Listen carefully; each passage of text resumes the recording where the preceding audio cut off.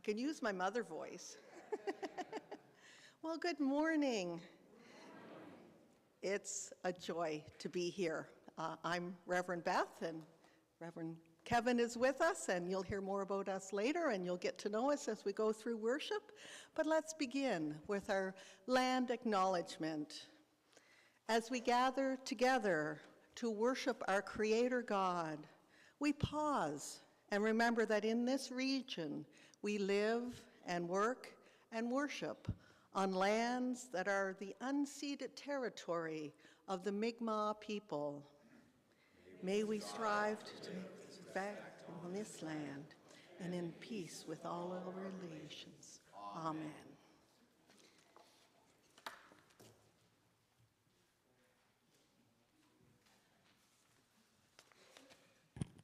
Good morning, everybody. Good morning. This is a great day for us at Woodlawn. We've got lots of interesting things going on. A little bit of a welcome I'll do after some of the announcements here. But one of the things that I know most of you know who are sitting out there, while it's important to have a strong ministerial team, it is just as important to have a strong lay team to work with them. And from time to time, it's always a challenge to fill various positions. But I want to let you know, and I'm going to make these two announcements today, that our council has just recently approved. First is that we have two new members who are joining our M&P team. Margot McLeod and Alan Eddy have both offered to sit on that committee, and Alan has agreed to chair it. And we've had trouble in the past filling that committee, so now we are at the size that we want to be, which is 4 on that committee in total, which we want to thank both of those folks. Secondly, we have had a change in the role of chair on our council, and most of you would know Keith Musselman. Keith has been the chair of our Administration and Management Committee for the last 4 or 5 years. Keith has offered to step up and has been approved as the new chair for our church council. And filling in for Keith when he left the A&M position, Bev Wicks, who's been a member of that committee for a long time, has agreed to fill in as the chair. Now, this might not sound like much, but you've got to understand how important this is, and you've got to understand the commitment that these people are making on behalf of you, the congregation. So I think it's fitting at this point that we thank those 4 for putting their names forward and taking on those positions. A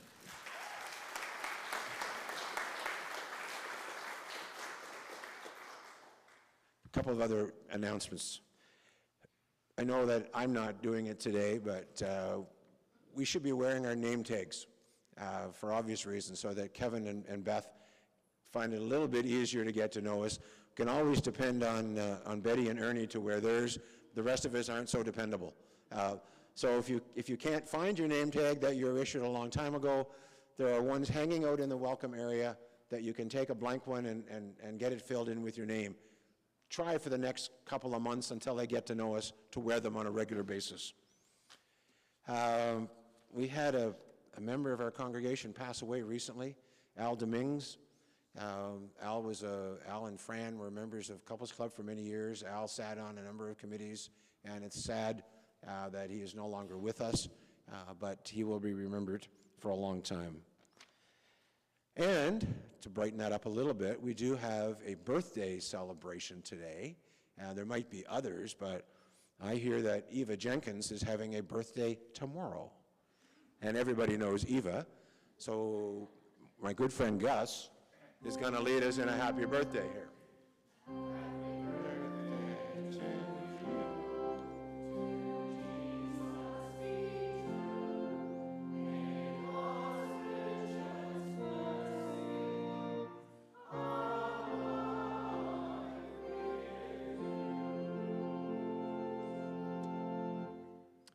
Now, the real wonderful part about this little job is to welcome our new ministerial team. Can't hear me? Am I not speaking into the mic? I'm perfect. Well, tell my wife. So, our new ministerial team.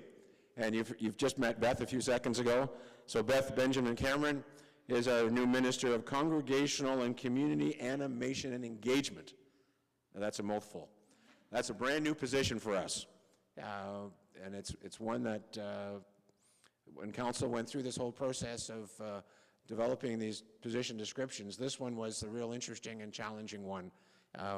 Beth brings to that position a lot of skills, a great personality for working together, lots of experience in terms of community church, working with youth, special programming, special emphasis on pastoral care, a lot of traits that will help develop that position.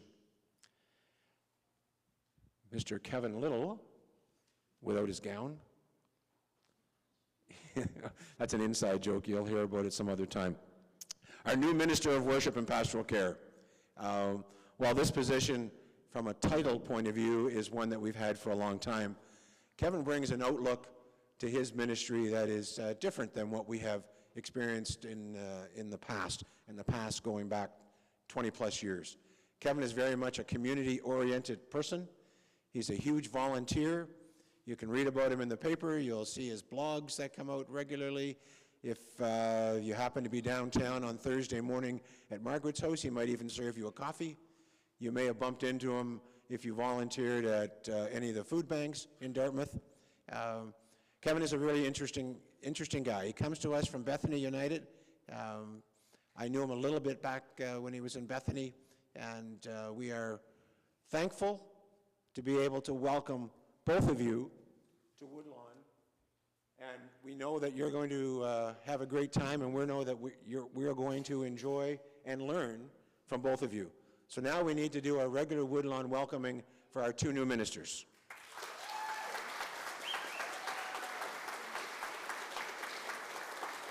Thank you both.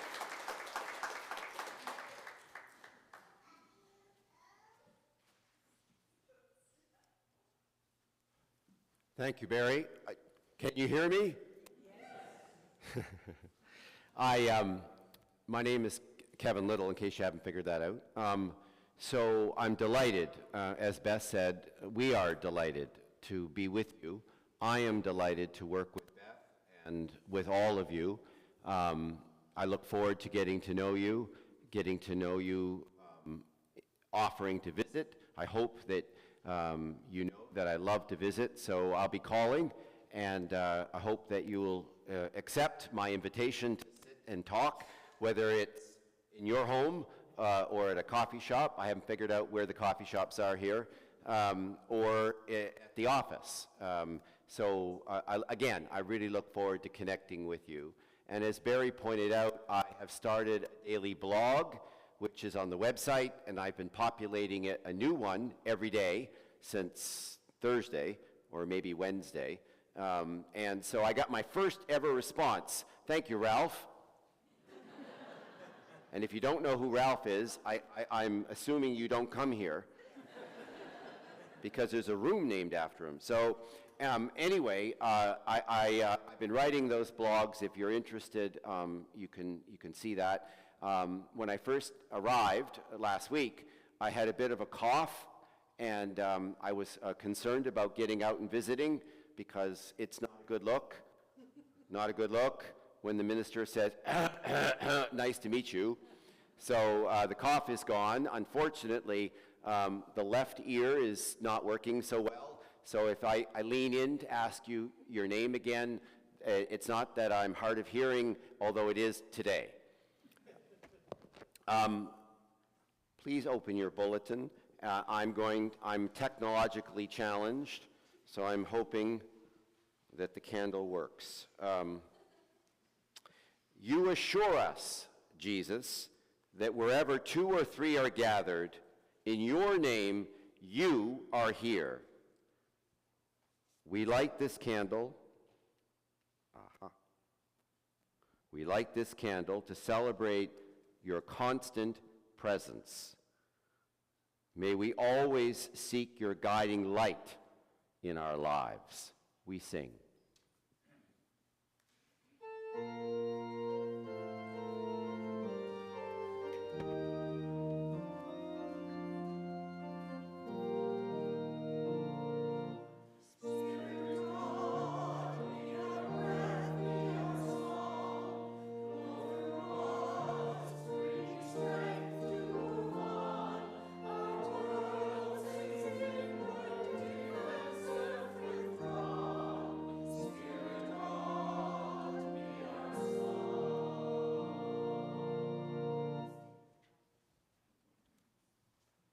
Take off your shoes.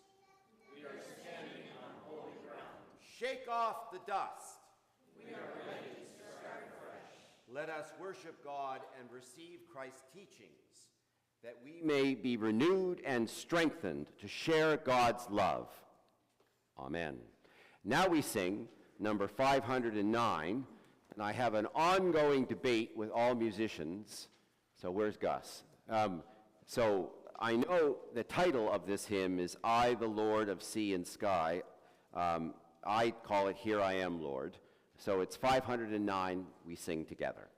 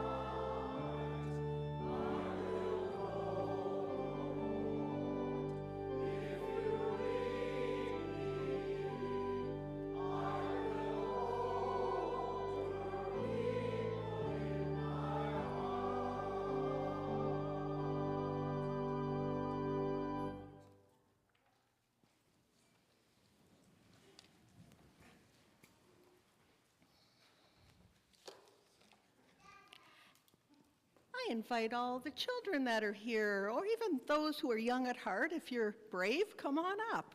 Have a seat with me. Hey, James, how are you doing? Hi. Are you going to Berwick?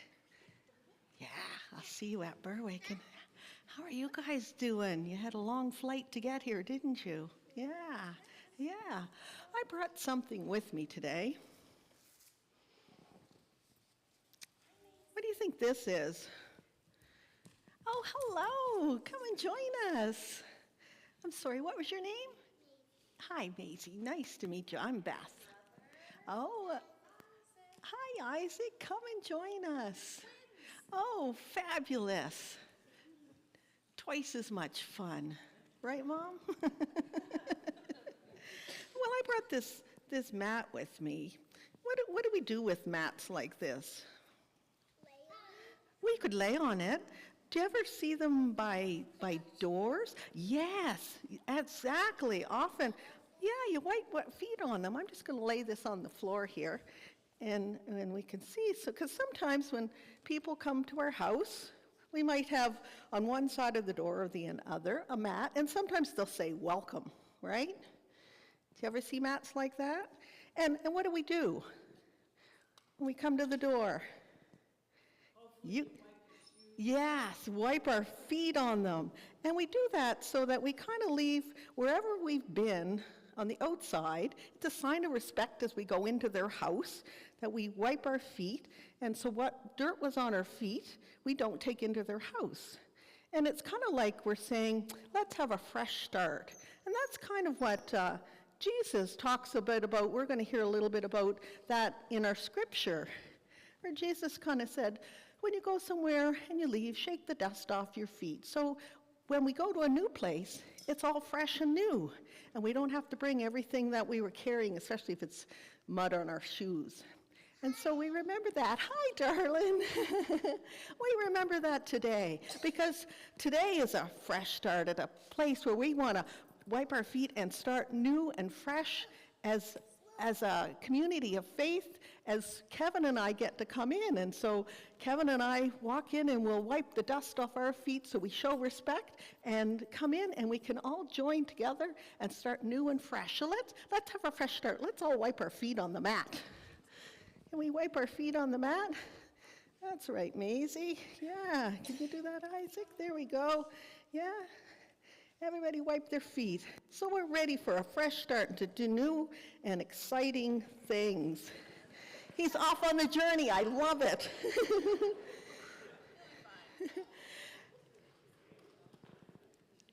Perfect. He's gone to see his grandfather. He's good. And I think we say the Lord's Prayer together. I'm just learning here, so we do that, and then we're going to sing. And I just wanted to say that I know there's crayons and papers at the back of the church that Maggie has ready, but I brought some just in case you didn't want to go to the back of the church. You can take these, and there's a little thing you can maybe draw something that you're excited about that's new and fresh, and you can color the welcome sign, and there's a little prayer there, so you can take those. And if you want to take the crayons and colored pencils back to your seats, take a couple with you. Did you get one? There you go. And you can go sit at. So you guys stay here for the Lord's Prayer? Do they stay here for the Lord's Prayer, or do they go back? Oh, okay. Okay, we're going to say the Lord's Prayer together. I think it's on the slide. Yes, there we go. There we go. Oh, yeah, so... Okay, well, now I think make a joyful noise in prayer is good, but next week. Well, let's say the prayer together as best we can. If you can read, we can look at the words, and if you can't, we can listen to them, okay? And we'll get to know them. So let's all pray together. Our Father, who art in heaven,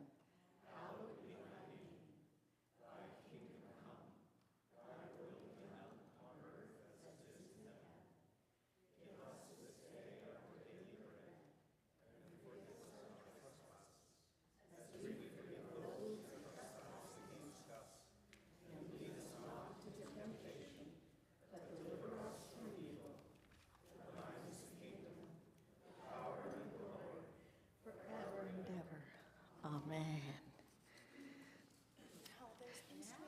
Wonderful. We're going to get the hang of this. You'll teach us. Get an instrument.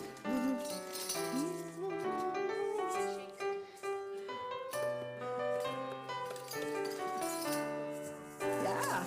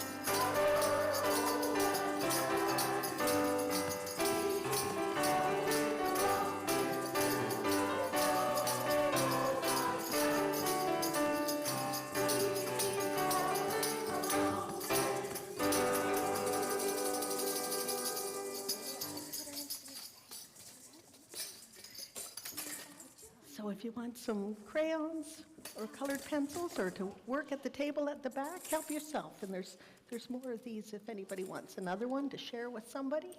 You can take them with you, okay? Some of you may know that on Sunday nights I gather with Brunswick Street United Church, and there's a few members of that congregation who at one time had worshiped with the Salvation Army, and every once in a while when we sing that hymn, Gus, they break out their tambourines. So I was wondering if anybody, no. Our opening prayer is number 564. Something I'd like to share with folk, and you may already be aware of this, but a lot of congregations are not, that within our hymn book, Voices United, are a lot of wonderful prayers, really lovely prayers. And every once in a while, Barry was mentioning that there are some new folk who are involved with the governance here at Woodlawn. And every once in a while, a layperson will say to me, Kevin, I have to open the meeting with a prayer. What would you suggest? And I always tell people there are wonderful, wonderful prayers right here in Voices United. And one of them we're going to share together because our theme today is discipleship. So please turn to 564, a prayer for discipleship. I would invite you, all of you, I don't know if people watching from home have Voices United, some do, to share your voice with mine, together with one voice. Jesus Christ, our Savior, alive and at large in the world, help us to follow and find you today in the places where we work and meet people, spend leisure time and make plans. Teach us to see through your eyes and to hear the questions that you ask by power of the cross, and in the freedom of your Spirit we pray. Amen.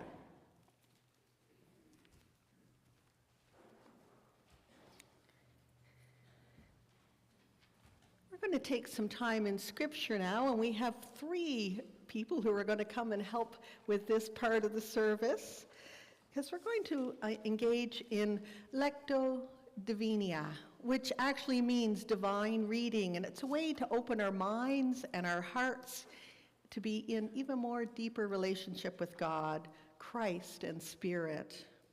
It's a way to become immersed in the Scriptures. And sort of the flow of it is to read, reflect, respond, and rest.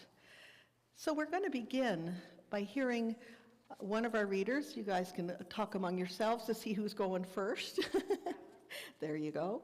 And what we're going to do is hear these words and just really try and empty your mind and open your heart and let these words touch you and touch your heart and sink into your mind, and think about what they're saying to you today. And I'll tell you some more in a few moments after we do that. So just really listen to this reading.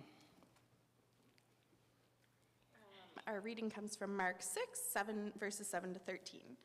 He called the 12 and began to send them out 2 by 2, and gave them the authority over the unclean spirits. He ordered them to take nothing for their journey except a staff, no bread, no bag, no money in their belts, but to wear sandals and not to put on 2 tunics. He said to them, "Wherever you enter a house, stay there until you leave the place. If any place will not welcome you, and they refuse to hear you as you leave, shake off the dust that is on your feet as a testimony against them." So they went out and proclaimed that all should repent. They cast out many demons and anointed with many oils many who were sick and cured them.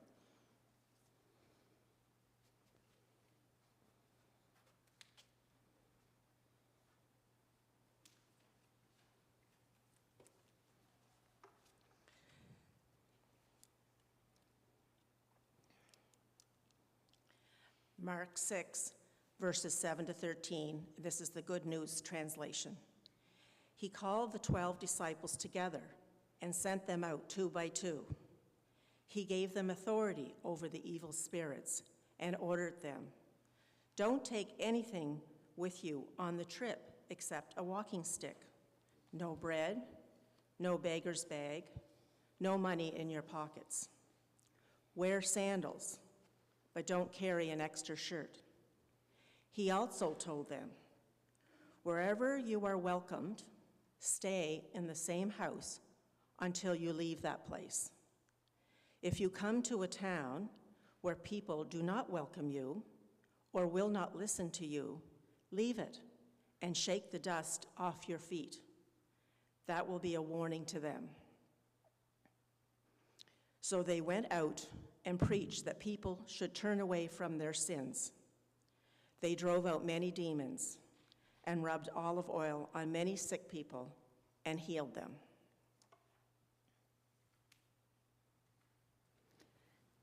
As we hear those words, where are you in this story? And what is your prayer for today? We take a moment and pause.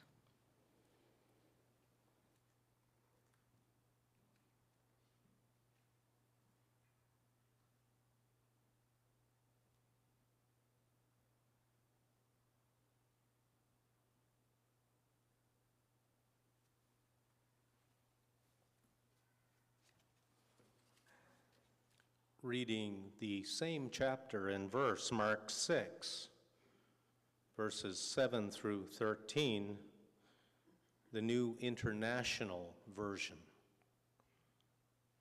Calling the 12 to him, he began to send them out 2 by 2 and gave them authority over impure spirits. These were his instructions. Take nothing for the journey except a staff, no bread, no bag, no money in your belts. Wear sandals, but not an extra shirt. Whenever you enter a home, stay there until you leave that town.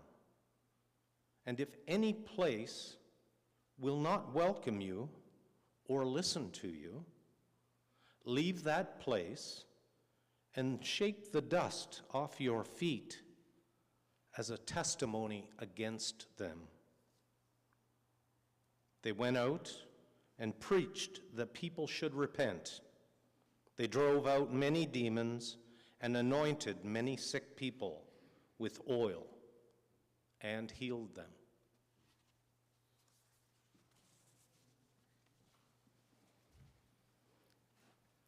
As we hear these words, how is God's Spirit speaking to you today?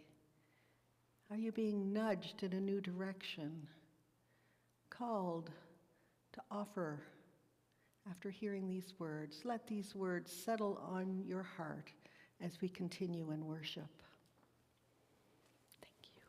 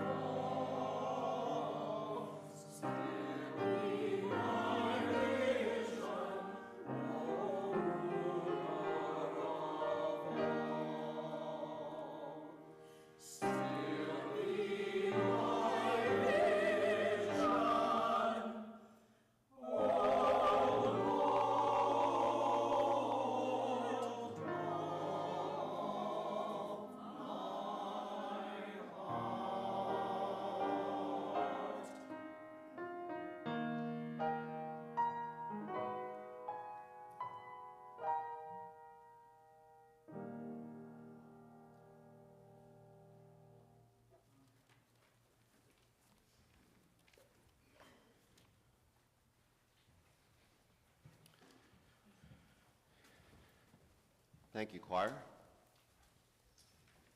I'm going to wipe my feet too, that's good.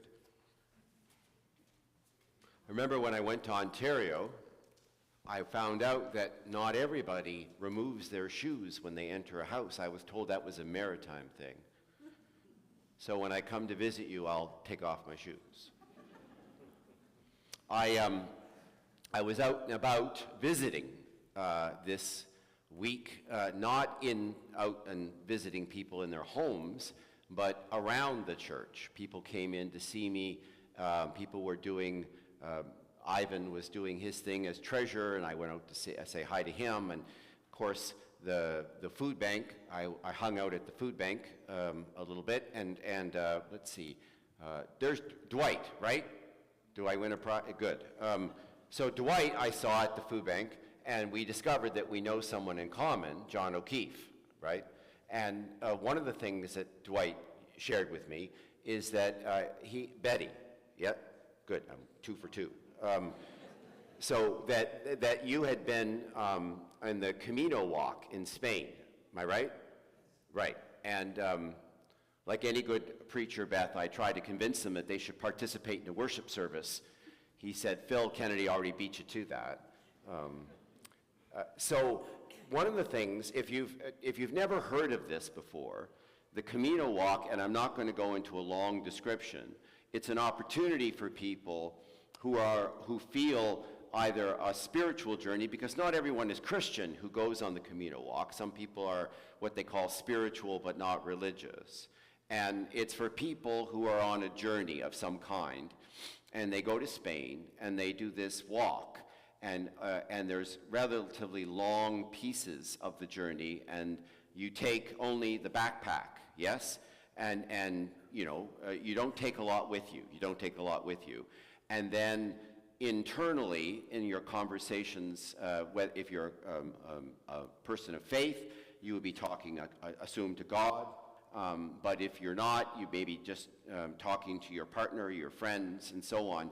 And you're trying to discern what is essentially your calling, your gift, where it is in your life you are seeking to go. And one of the things you said, Dwight, is that you become very aware on the journey of how light you packed. In other words, there are various things on this lengthy journey that you may say, I can't, it's not my backpack, right?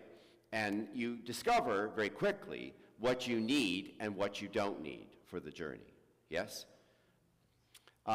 Likewise, I was having a flashback this morning when I was at St. Andrew's United Church in Halifax.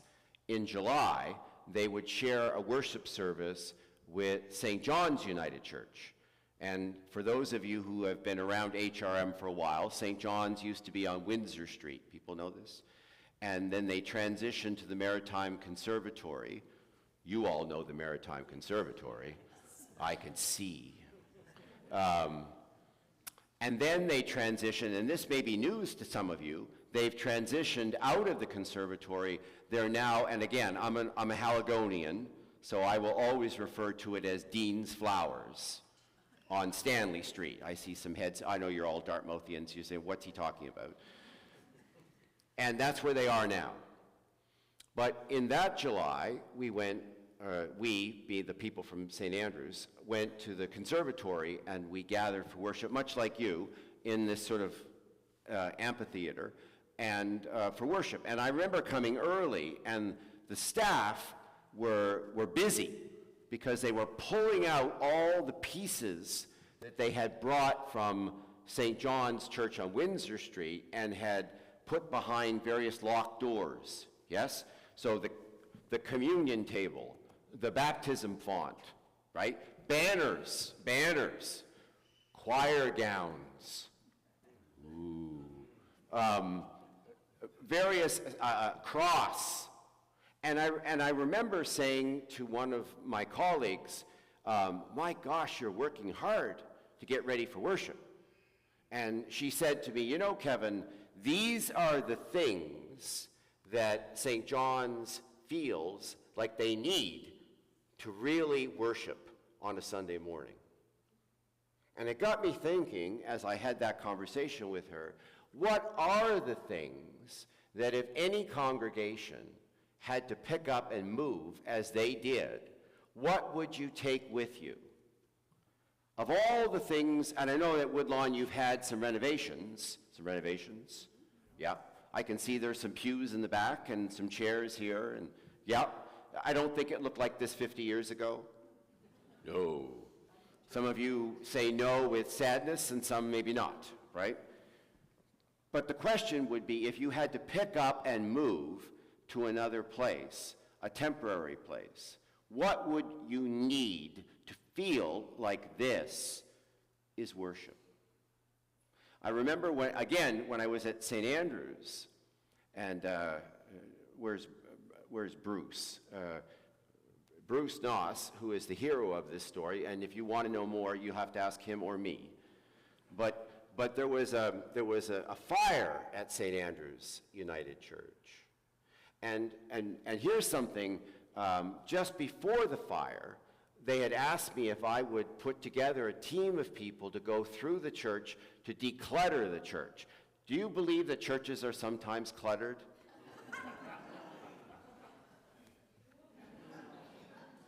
And so we literally, on a Saturday, spent the entire day from 9 o'clock in the morning until 6 at night going through every cupboard, every drawer, every closet in all of St. Andrew's Church to find what was there and to decide what we thought we could use and what we didn't. Oh my heavens, there were so many choir gowns. Do you know that we found a whole set of orange choir gowns? And I made sure, because I wasn't born yesterday, that some of the people on that group were the people who always say, you could use that someday. Do you have anybody like that in your family? That was my mother. If we ever tried to get rid of anything, my mother would say, we might need that someday. And heaven forbid, if you got rid of it, and the moment came where you might need it, you'd never hear the end of it. And I remember there was one person, and I deliberately included her in the walkthrough, who was one of those people. And I looked at her and I said, do you think that we need the orange choir gowns? No, she said. Anyway, we went through the whole thing. One of the things we found buried in the closet in a room down in the basement of the church was something that predates the UCW. It was, and I know that the Women's Missionary Society, anyway, one of those groups that formed the UCW, and I know I'll be corrected, I'm ready, but it was a white marble baptism font sponsored by this. Beautiful white marble, and it was buried under stuff way in the back. And when we went through all of those things, we pulled it out. And someone said, what do we do with this? And one of the things, the youth group at the time, were trying to bring the green space of the church to life, to make the green spaces around the church more inviting, more hospitable, places where you could go and pray, where you could sit and meditate, where you could feel God's presence outside of a structure of a church. And so we took the white marble, and it was the heaviest thing I've ever seen. Kevin Parks and I, and anyway, we got it out there, and it became a bird's bird bath. And I don't know if it's still there, but what a wonderful, because it had been in the closet. There were some people who said, Kevin, is that a good use for that? You know, when it was dedicated, it was meant to be used for baptism. And I said, in a closet with orange choir gowns? Isn't it better that the birds of the air, which Scripture tells us that Jesus affirmed as beautiful creations of God, isn't it better that these birds are enjoying being part of God's creation than to be in a closet? So the question I have is, as you were listening to the three different versions of this text, What were the words that caught your attention? And more importantly for today, what did you, as you were listening, imagine that you, on your journey of discipleship, need to live out the way God is calling you to live? What do you need? Because Jesus tells this story very specifically, and he's pushing back against the institutional church, or in his case, he's Jewish, so he's pushing back against the temple and the way in which he understands it has been corrupted. But he's also pushing back against the Roman Empire. In other words, what Jesus is pushing back against is a notion that is antithetical to the gospel and the good news that he's sharing, which is that all of us are God's creation, and that down deep, apart from all of the stuff and all of the ways in which we label one another, that we look at each other and discern who is and isn't part of our world, us and them, that if we can get beyond all of that which is on the surface, to the depths, to the simplicity, to what really matters, when all is said and done, when we put away the things that are the shiny objects and find the things that really are necessary to live out our discipleship, it's at that moment that we become aware that the beauty of ourselves and others and all creation lies at a deeper level. And so Jesus, on many occasions, pushes back. When it comes to meals, and he's invited by a host to sit at a place of authority, because Jesus is seen as being a great teacher, even by those who disagree with him.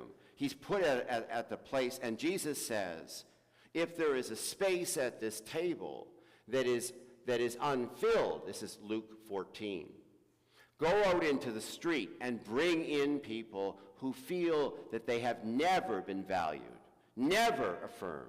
Bring them in, place them at the table, call them by name, and affirm them as part of God's creation. There's also the marvelous story. By the way, I'm always interested in churches and stained glass windows. They're beautiful stained glass. I keep waiting to see the one where Jesus turns the temple. Do you remember that one? The tables in the temple. You know that story? When people say to me, you know, Kevin, Jesus was never judgmental or never got upset, I say, There is a story, and it's told in several Gospels, where they are trying to essentially extract from especially poor people a kind of tithe based on a transfer. People had, in order to get into the temple, you needed a certain kind of coin. And of course, the realm of society was that people had another kind of coin. So to exchange, you needed someone to be a money changer. And of course, they would extract a very large sum to get that person in. And what Jesus is saying is, the temple, that is to say the presence of God, is for everyone. And that should not be impeded, certainly on the basis of wealth and status. And so to do so, to extract from people the basic things that they need to survive, and to do so in a way that prohibits people from coming in the temple, is the worst kind of thing, not hospitable. And so to demonstrate how angry he is, he takes the table, he turns it upside down. In some texts, he uses a whip, yes, and so on. My point is that all of these things that Jesus criticizes in others have to do with the way in which institutional faith or religion or spirituality often becomes layered with means of differentiating others from ourselves. It's a temptation, it's a sin that we are all guilty of, all of us, and we need to resist it. And one of the ways in which we can push back is to ask ourselves, as this story tells us, What do we need to share the good news? Jesus says he sends them out 2 by 2. He says, don't take an extra tunic. That is to say, don't take extra things. And why does Jesus say don't take extra things? Well, because if you are invited into someone's home, it gives them the opportunity to share with you what they have, that there's a mutuality to discipleship. In other words, good news, this is another issue where the church has often gone astray. When we have assumed that when we go out and share the good news, that we have the good news and they need to hear us. But sometimes when we go out, and I can share this as a minister, I know Beth knows this, often the wisdom and the spirit and the faith of others comes back to us. Often what I receive when I visit people is a kind of faith and an inspiration that moves me as a Christian. In other words, one of the reasons I love to visit is because I get as much from you as hopefully you might receive from me. It's a mutuality. So when Jesus says, only take your sandals and your staff and go out, you're vulnerable, you're humble, and you are in need of hospitality. It puts you in a place where you not only give, but guess what? You receive. I had a great conversation with another food bank, not Woodlawn, but there was a coordinator of another food bank in Dartmouth. And she was sharing with me, this woman who has been involved with the food bank for years, she said, you know, Kevin, one of the things I've noticed in the volunteers, the people who are signing up to volunteer, is that years ago when people would sign up to be a volunteer at a food bank, they would sign up because they would say, those poor people need our help, right? And you could see that's a genuine, compassionate response. People are in need. I have more than I need. They have less, so I will be a volunteer, yes, and I will use my resources and give to them. Yes?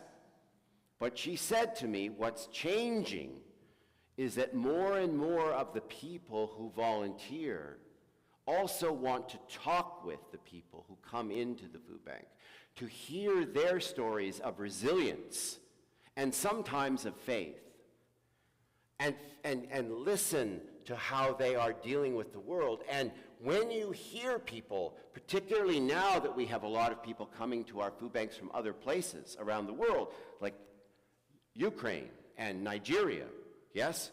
When you hear those stories, it can impact you, right? It can help you to understand, perhaps, your own faith journey.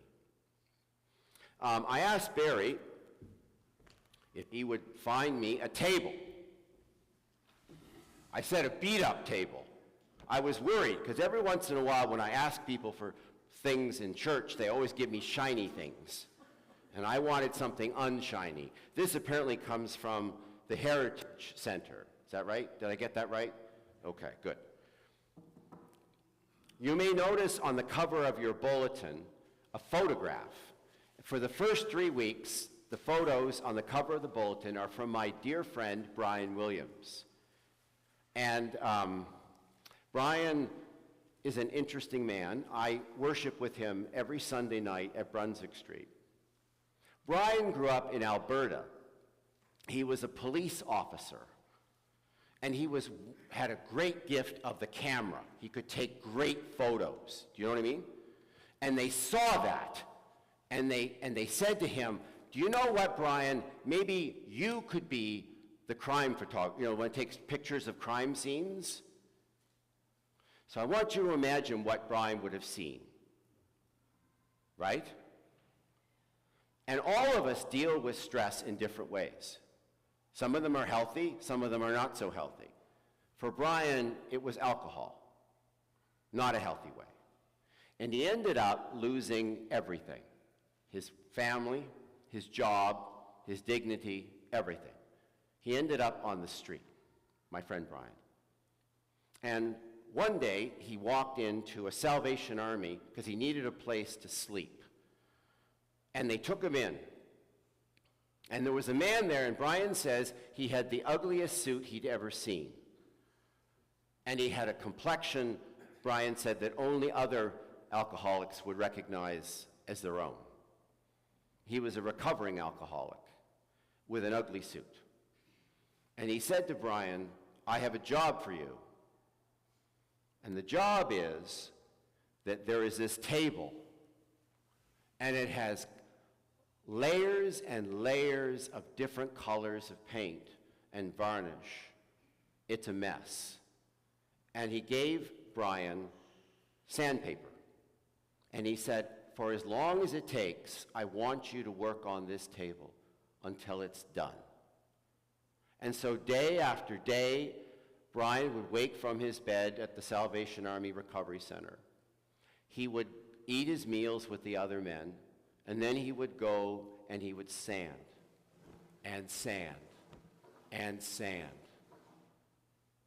until what was underneath all of it was the most beautiful grain of wood.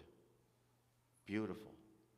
And the man with the ugly suit and the strange complexion said to Brian, there, that's you. Underneath all of what has covered you over these years is a beautiful creation that God has made. You are this table. And you have uncovered underneath all of it the true you.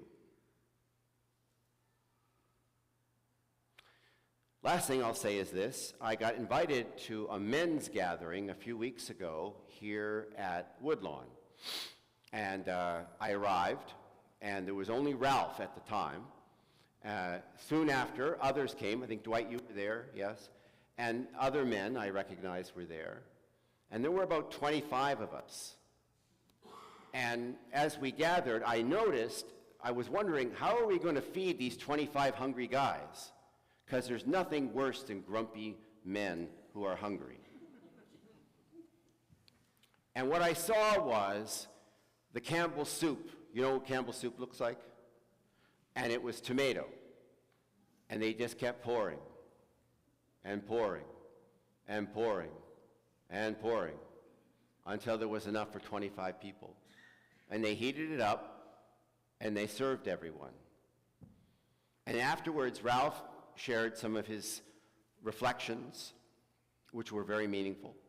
But most of all, as I was there, I realized, and I thought to myself, for all the ways that church often does a variety of things, layers of things, to help us remind ourselves that Jesus is present. The stained glass windows, the cross, the banners, all of those things. In essence, what brings us closer is when we are together. And to think that for those 25 men, the only necessity was a pile of tomatoes, Campbell's soup. That's all we needed. Underneath all of the things that we think we need is often a very simple thing, which is the offering of ourselves to each other and the listening of one to the other and the humility to understand that all of us are works in progress, all of us, and that we need one another to grow. God speaks, God is present in all of us, and when we are together, we feel the presence of God. Thanks be to God. Amen. Number 575, I'm going to live so God can use me. 575. Did I get that right, Gus? Excellent.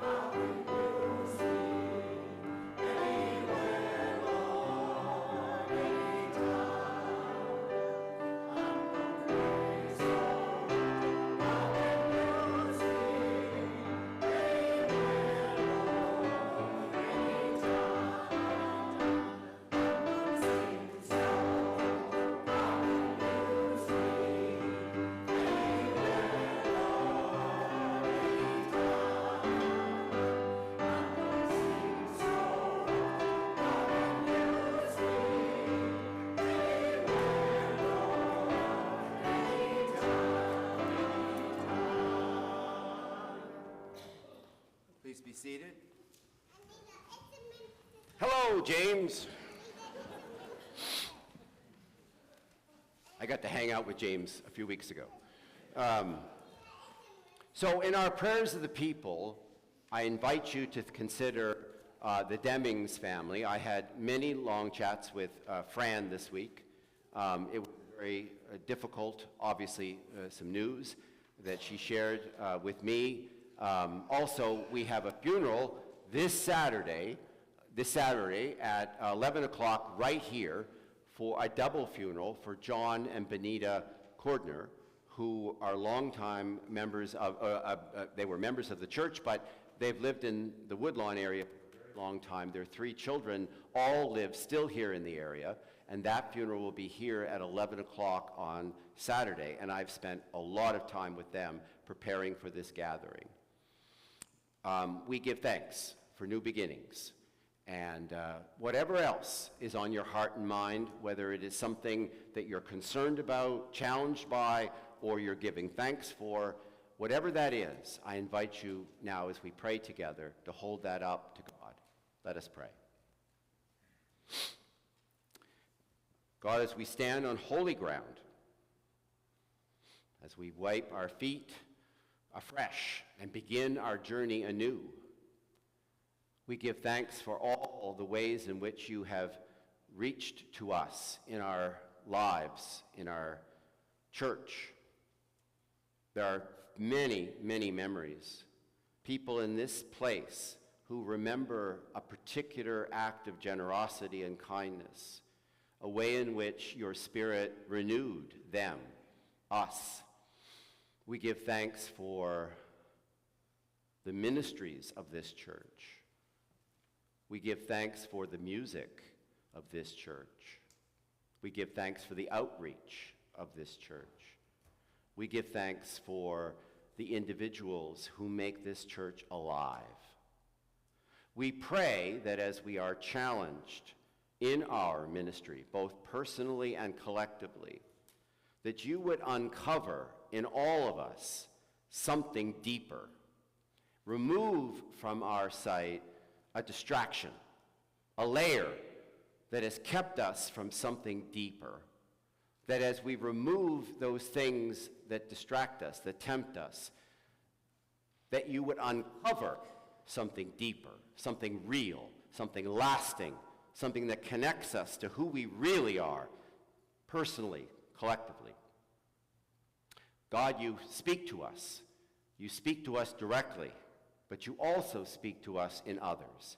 Keep us humble, keep us open, that we listen, that we really listen to one another. As we give thanks and as we pray, we are your people. We listen. In Jesus' name, amen.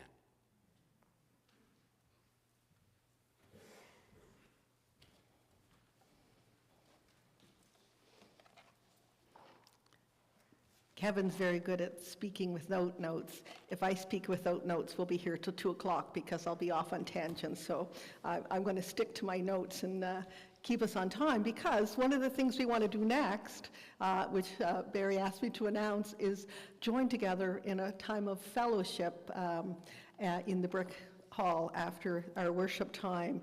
But in this moment, it's when we honor our offering. There's so many blessings that we can name, but equally there's a great list of needs, and we heard some of those needs as we just prayed. So we come today to acknowledge our blessings and how we are able to offer what we can of our time, our talent, our treasures. But we also come in gratitude, for we know that there's others that use those same gifts that help us. And so we offer what we can in this place, in this time, on this journey. And we do so with gratitude and grateful hearts. And so we'll sing as our offering is brought forward.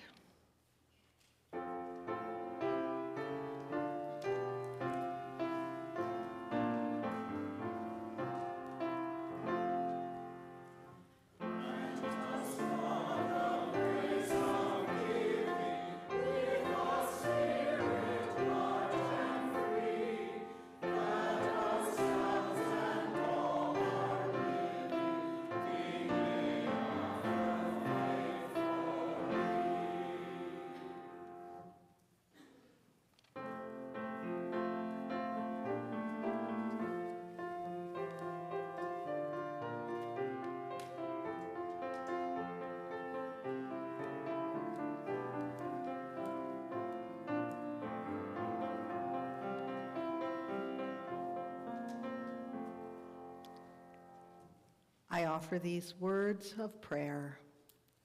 Source of love and generosity, help us to use these gifts that our faith community is empowered to minister to the needs of all. You remind us to care for our global partners, as well as our family, friends, and one another. We trust you in knowing that by serving our brothers and sisters locally and globally, all our siblings, we serve you faithfully. We offer these gifts in the name of the one who said, share. Amen. And we join in singing, Go Make a Difference.